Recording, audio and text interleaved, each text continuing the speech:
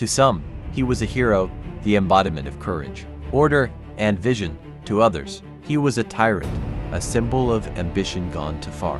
A ruler whose shadow fell across an entire continent. Wherever Napoleon Bonaparte went, history followed, his victories read through borders, his decisions cost empires, and his legacy continues to ignite debates more than 200 years later. This is not just the story of a general, it is the story of a revolution, an empire, and one man's relentless pursuit of power. A journey from Corsica to the throne of France, and from glory to exile. On this episode of Geohistorical, is the rise and fall of Napoleon Bonaparte, a genius, tyrant, or both? Well, you decide. Early life. Napoleon was born in 1769 on the rugged island of Corsica, just months after France took control of it. He grew up in a world of political tension, surrounded by stories of resistance and pride. From childhood, Napoleon was different, quiet, intelligent, and fiercely determined. At the age of 9, he was sent to France to study. There, he was isolated by language and culture, and was even mocked for his accent. He turned to books, strategy, and mathematics, shaping a mind built for leadership.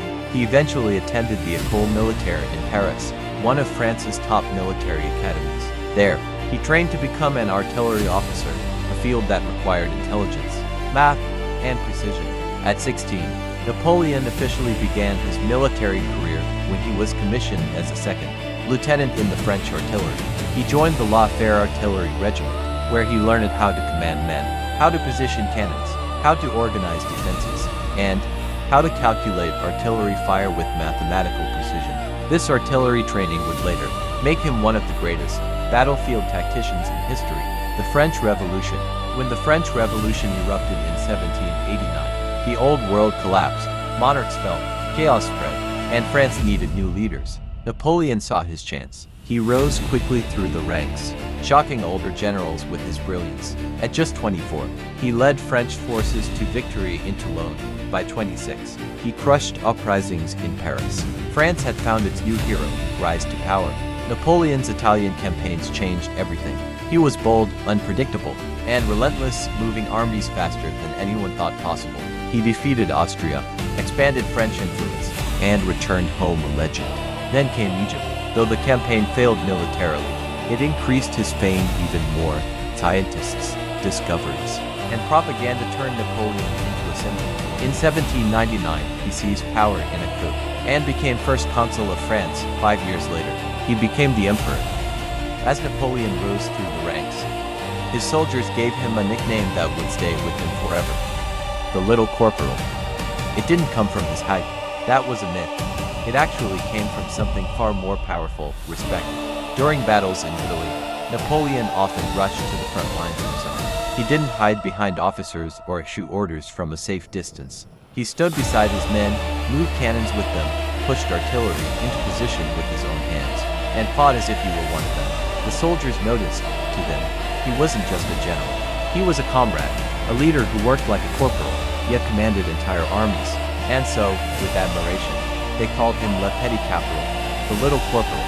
It was a name born not from weakness, but from loyalty, courage, and the bond he shared with the men who would follow him across Europe. As ruler, Napoleon did something rare for conquerors. He built systems that outlived him. He created the Napoleonic Code, which became the foundation of modern law in Europe. He reformed education, finance, and government. He brought stability to a country shattered by revolution. Schools, roads, universities, thanks. Napoleon modernized them all. Even his enemies admitted he was a visionary. Napoleon's armies swept across Europe with unprecedented speed.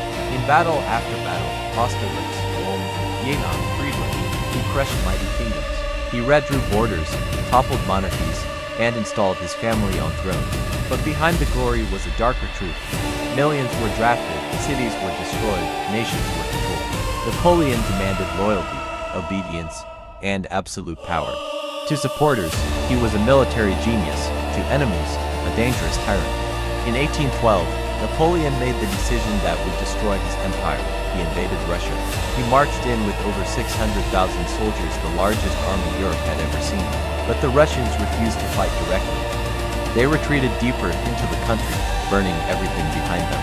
When winter arrived, Napoleon's grand army collapsed. Freezing temperatures, starvation, disease, and endless skirmishes killed hundreds of thousands. Only a fraction returned. The legend of invincibility was broken. After the disaster in Russia, nations across Europe united against Napoleon. In 1814, he was defeated and exiled to the island of Elba. But the world had not heard the last of him. In 1815, he escaped and returned to France, raising an army once more. This period became known as the 100 Days. His final defeat came at Waterloo against the British and Prussian forces. And so, Napoleon was exiled again, this time to the remote island of St. Helena, where he died in 1821. Napoleon Bonaparte remains one of history's most debated figures, a man who transformed Europe, yet brought immense suffering, a leader of extraordinary intelligence, yet consumed by ambition, a hero to some, a villain to others. Or perhaps, the rarest of figures, someone who was fully, undeniably both, like